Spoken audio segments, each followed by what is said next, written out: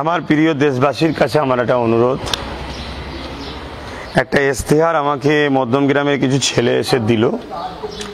সেই ইশতেহারে কিছু কথা লেখা আছে, যেখানে ফুরফুরা শরীফের আমার একজন বয়োজ্যেষ্ঠ শাহজাহান হুজুর পীর কেবলা, অবশ্যই তেনার আমাদের মুরব্বী, তিনি আমাদের চাচাজান, তিনি এবং বয়োজ্যেষ্ঠ পীর, তিনার নাম দিয়ে একটা ইশতেহার বেরিয়েছে। সেখানে লেখা আছে কোনো এক পার্টিকে ভোট না দেওয়াটা নাকি নাজায়েজ, হারাম, অর্থাৎ তাকে ভোট দিতে হবে। হারাম কথাটা কোরআন সুন্নাহর আলোকে থেকে জায়েজ হয়, প্রমাণ হয়। অতএব এই জায়গাতে কোরআন সুন্নাহর এমন কোনো জায়গাতে নেই যে কোনো পার্টিকে অমুককে না ভোট দিলে নাজায়েজ, হারাম হবে। এটা দুর্ভাগ্যজনক যে আমার শাহজাহানকে বদনাম করার জন্য কিছু স্বার্থলোভী টিএমসি পার্টির দালালরা তারা পয়সালে এই কাজ করছে, মিথ্যা প্রচার করছে। কারণ এতে শাহজাহানের নিজের হাতে কোনো সই নেই, ওনার নামটা লিখে দিয়ে আছে। নাম লিখে দিয়ে এটা বড় ফ্যাক্ট নয়, আমি একটা কারো নামে ছাপিয়ে দিতে পারি, কথা বুঝে আসছে। সেই জায়গায়, এই জায়গায় যদি হুজুর কেবলার নিজের হাতে সই থাকতো, হুজুর কেবলা যদি এই কথা বলতেন, আমি কোনো আপত্তি করতে যেতাম না। আমি আগে ব্যাপারটাকে নিয়ে আরও যাচাই করতাম। আমাকে এই ছেলেরা জিজ্ঞেস করছে, তো আমি একটাই কথা বলি আমার প্রিয় পশ্চিমবাংলার নাগরিকদের ঘরে, এটা একটা টিএমসির ষড়যন্ত্র। তারা হেরে যাচ্ছে, তাই তারা বিশেষ করে ধর্মপ্রাণ ফুরফুরার মুসলিম ভোটারদের ঘরে এটা বোকা বানাবার ষড়যন্ত্র করছে। একবার তাবিজ দেখিয়ে মমতা ব্যানার্জি মুসলিম ফুরফুরা ধর্মপ্রাণ মুসলিম ভোটারদের বোকা বানিয়েছিল। সেই ফুরফুরারই একজন বয়োজ্যেষ্ঠ পীরের নাম দিয়ে আজকে ইশতেহারটা বার করে বোকা বানাচ্ছে। এই জায়গায় আমি একটা কথা বলবো, নাজায়েজ হারাম শব্দটা ইসলাম ধর্মের একটা ব্যবহার। রাজনীতিতে ধর্মকে টেনে এনে যারা ধর্মর বিরুদ্ধে একটা লাগাচ্ছে, ইশতেহারটা যদি বিজেপি পেয়ে যায়, তাহলে দেখা যাবে ডাইরেক্ট পীর সাহেবদের গালিগালাজ করলো, বা তাদের ভাষাতে গণতান্ত্রিক প্রক্রিয়াতে তারা ছোট বড় কথা আরও হয়তো বললো, বা ইসলাম ধর্মের ওপরে আঘাত দিল।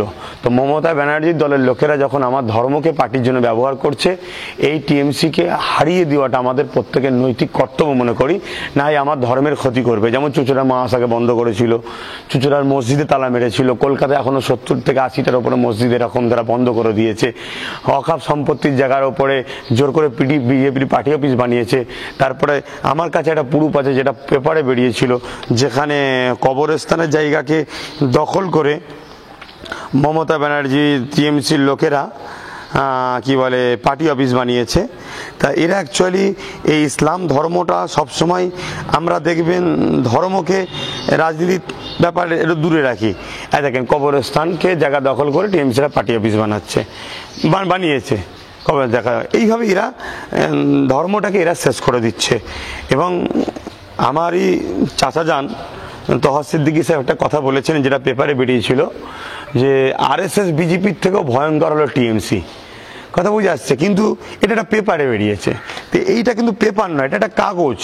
যে কাগজে একটা কেউ ছাপিয়েছে এবং সেটা জেরক্স, সেখানে দেখা যাচ্ছে কোনো হুজুর কেবলার সইও নেই, কিছু নাই। একটা তেনার নামে একটা ফুরফুরাকে কলঙ্কিত করাটা ষড়যন্ত্র। আমার মনে হয় প্রত্যেকটা ধর্মপ্রাণ ফুরফুরার মানুষদের কাছে আমি অনুরোধ করব, আপনারা একটা কথা মাথায় রাখবেন, সেটা হচ্ছে এটাই, এই বাংলায় টিএমসি ছিল না। আপনি খুব ঠান্ডা মাথায়, এবার বাকিটা আপনার ইচ্ছা, এই বাংলায় টিএমসি ছিল না। এই বাংলায় বিজেপি টাকা দিয়ে টিএমসিকে ঢুকিয়েছে। তারা আস্তে আস্তে আস্তে আস্তে তাদের কারখানাতে ফুল ফুটিয়েছে, জোড়া ফুল। সেই জোড়া ফুলগুলো আস্তে আস্তে যত বড় হচ্ছে, সেগুলো আস্তে আস্তে পদ্ম ফুল হয়ে যাচ্ছে। কেন, ডাইরেক্ট যদি পদ্ম ফুল হতো তাহলে এই বাংলার মানুষ মেনে নিত না। তাই আজকে সেই জায়গায় এই বাংলায় বিভাজনের রাজনীতি মমতা ব্যানার্জি করেছে। তা আজকে ধরুন আব্বাস সিদ্দিকীকে আপনারা যদি কেউ ভুল বোঝেন, ঠিক আছে, আমি ধরে নিলাম আমি আমাকে প্রার্থী দিলাম না, আপনি ভোট দিলেন না, আপনি কাকে দেবেন? টিএমসিকে। মুকুল কে ছিল? টিএমসি। শুভেন্দু কে ছিল? টিএমসি। রাজীব ব্যানার্জি কে ছিল? টিএমসি। লকেট কে ছিল? টিএমসি। সুমন চট্টোপাধ্যায় গেছে কি? টিএমসি। সব্যসাচী কে ছিল? টিএমসি। তা আজকে যাকে দেবেন সে জিতার পরে বিজেপিতেই চলে যায়, তখন আপনাদের কী দেখা হবে? তাই আমি ভেবেছি সংযুক্ত মোর্চা যেভাবে আজকে লড়াই করছে, এই জায়গায় আমরা এই টিএমসি ও বিজেপিকে রোকার জন্য আমি একজন নাগরিক হিসাবে আমার একটা ভোট আছে, আমি আপনাদের অনুরোধ করব সংযুক্ত মোর্চাকে ভোট দেন। এসব ফেক নিউজের কোনো দাম নাই। এগুলো যারা করছে কিছু দালাল, এরা পয়সা নিয়ে আমার মুসলিম সমাজকে ফাঁসাতে চাইছে। এরা চাইছে কি মুসলমান তারা যেন টিএমসির দিকে থাকে, আর বাকি এই মমতা মুসলমান মুসলমান মুসলমান করবে। এই সুযোগে বিজেপি বলবে দেখেছো শুধু মমতা মুসলমানের কথা বলছে, ওরা তাহলে একটা বিভাজনের রাজনীতি করে অন্য সমাজকে মানুষ নিয়ে একটা ক্ষমতায় আসবে, এটা মুসলমানকে ফাঁসাবার একটা বিরাট প্ল্যান করছে। তাই আমি অনুরোধ করলাম, আজকে দ্বিতীয় রোজা ছেলেগুলো এসে আমাকে বললো, তাই আমি বলছি, আমি রোজা হালে আপনাদেরকে অনুরোধ করছি, আপনারা ফেঁসে যাবেন। আপনাদেরকে অনুরোধ করছি, আপনারা মধ্যম গ্রামে বিশ্বজিৎ মাইতি বলে একটা ছেলেকে, খুব ভালো ছেলে, দাঁড় করিয়েছি জাতি ধর্ম বর্ণ নির্বিশেষে, তাকে ভোট দিন। যদি বিশ্বজিৎ মাইতি জেতে, আমি কথা দিচ্ছি এই ভিডিওটা রয়ে যাবে, কোনো বিপদ হলে মধ্যম গ্রামের মানুষ আপনারা আমাকে পাশে পাবেন।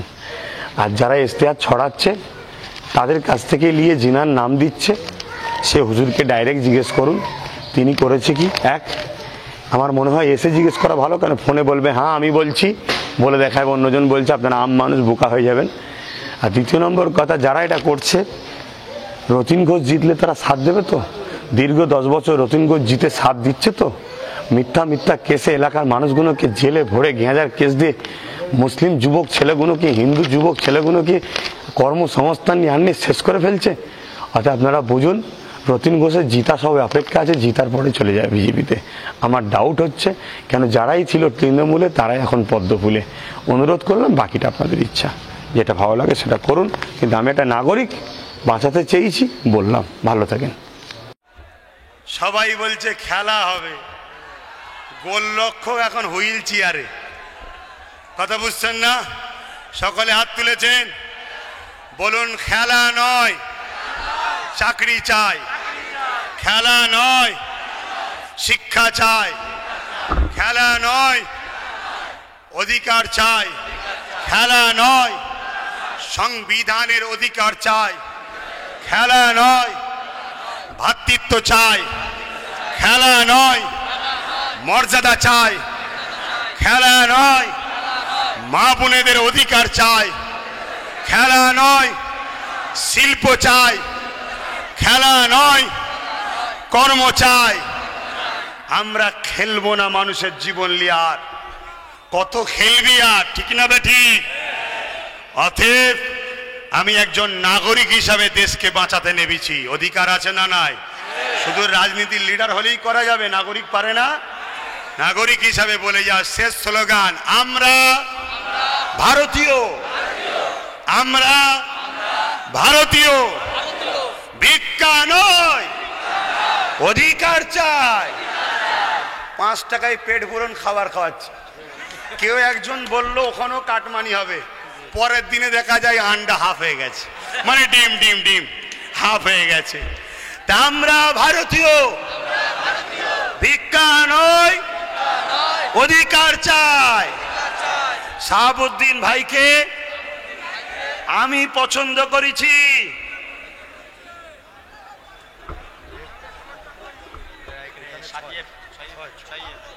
6 এপ্রিল কত তারিখে? 6 এপ্রিল কত তারিখে?